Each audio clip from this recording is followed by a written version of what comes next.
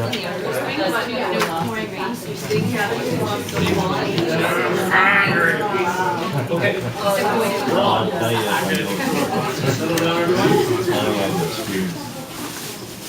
thanks for your attention.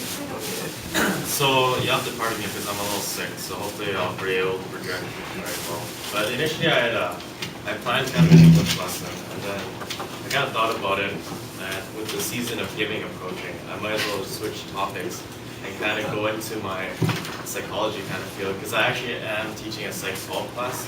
So this would be kind of incorporated in the social psych component, and it has to do with pro-social behavior. And it describes when or when don't we help.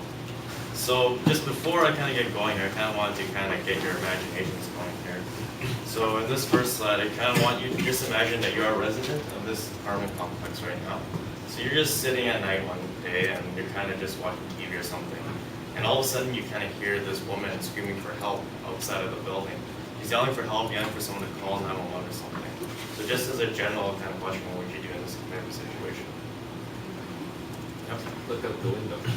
Okay. Yep. Any other possibilities? Call 911. Yes. Okay. Okay. Assess the situation, see what's actually trying to say what's going on. Perfect. Might just be the TV yelling. Yeah. Might just be the TV yelling. So I did list out a couple of possibilities here. Obviously, immediately call the police if there is some kind of emergency going on. Look up from your window to see if you can witness anything.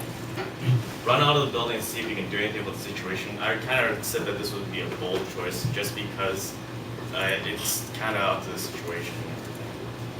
And you could also talk to your neighbors in the apartment complex and see if they actually heard anything or anything like that. And the last thing I want to say was stay inside and do nothing. So what does this kind of have to do with anything? Well, kind of way back, not way back, but on December 10th, 2002, early Saturday morning, Port Coquitlam, Brianne Balk was outside and she was actually yelling for help. And residents afterwards reported that they heard her screaming for help. And she was actually killed that morning.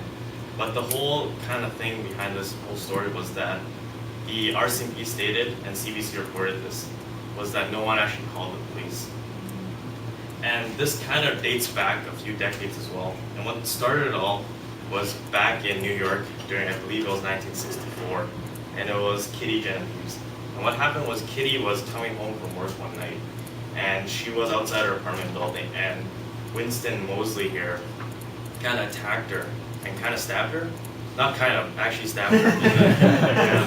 Actually stabbed her. And what happened was there was actually a witness at the first time it occurred. And the witness yelled out, "Hey, leave the girl alone." And then so he ran off. So Kitty was kind of dragging herself. And she actually, the unfortunate thing is that she ended up behind her apartment building, so the back entrance. And what happened was that she was yelling for help and everything. No one kind of replied, but people afterwards said that they heard her yelling. And so Winston kind of took this as an opportunity to kind of come back, and he actually attacked her again. And the whole attack lasted, I think, if memory serves me, about 30 minutes or so. And basically he ended up stabbing her, raping her, and leaving her to die. And eventually, after this whole 30 minutes, someone actually called the ambulance, but by then, when she ended up getting in the ambulance, it was kind of too late, and en route she died. So just as an impression from this one, why do you think no one called the police? Yeah. Assuming someone else will do it. Yeah, exactly. Anything else? Yep. Scared to get involved. Scared to get involved, yes. Okay, so those are all legit. I'm glad that you guys are noticing that the context and situation kind of plays in here. So what happened initially when this story broke out was there was a huge outrage.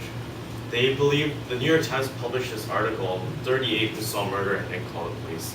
And what they kind of saw was, the reason no one reported it was because of those nasty New Yorkers. They were callous and apathetic individuals. So why would they bother helping someone? It's just not their nature. But as we can see, even in Vancouver, just under 7 years ago, Vancouverites did the same thing. So there must be something else going on. So these two psychologists came out, Latané and Darley, and they thought that, okay, people are inherently good, so there must be something else causing this kind of behavior. So I wanted to show this demo for one of their first studies, and it's called the smoke screen test study. And basically it kind of mimics an emergency type situation, but it's not obviously to the same degree, but they just want to see what would happen. I can show you the video right now.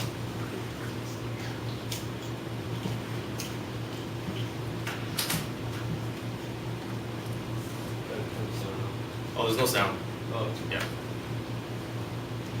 So basically the whole idea is that a participant sits down and all of a sudden smoke starts coming into the room. And you can kind of see what happens.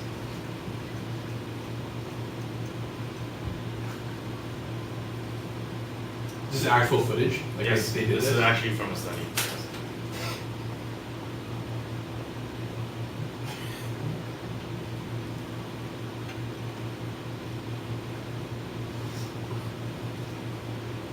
So she reacted to that emergency situation.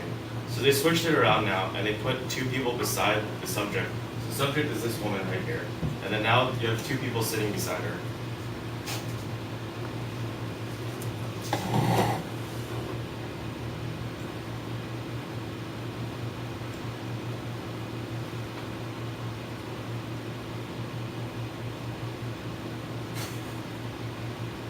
And they put a ticker just to show you how the response time goes.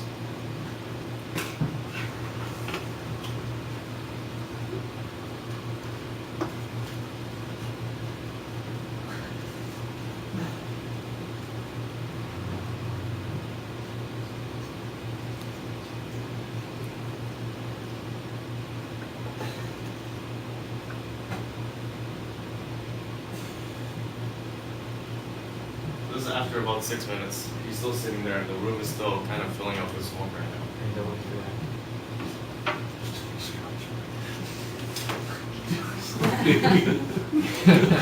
It's just a test.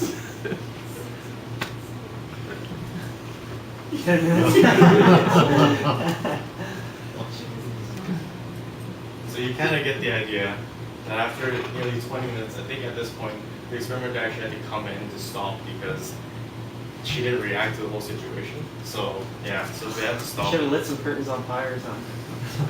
And then nobody else reacts. And then nobody reacts. Alright, so from that, you can kind of just generally see the findings from this smoke study. When alone, 50% of actual subjects actually reacted within about 2 minutes. In contrast, when there was actually someone else in the room, just the mere presence of two other people, the response rate dropped down drastically to about 12%. So what they kind of termed this phenomenon was the bystander effect. And with the bystander effect, the general conclusion is when there are more people in the room or in an area, there's a lower percentage of helping. And there's a longer delay. So more likely if the two terms they came up with to address this issue were pluralistic ignorance, and this kind of just relates to multiple people.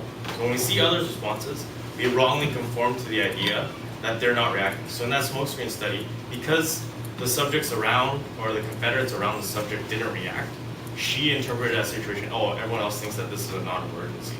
So as a result, I'm gonna think that it's not an emergency as well. In contrast with the Kitty Genevieve situation, we had diffusion of responsibility. And this is what you guys touched on, is that we don't assume responsibility for the situation because we think someone else is going to do it. The unfortunate thing is that when everyone else thinks that someone else is going to do it, no one does anything and no one helps. So this is some reactions from the neuro story.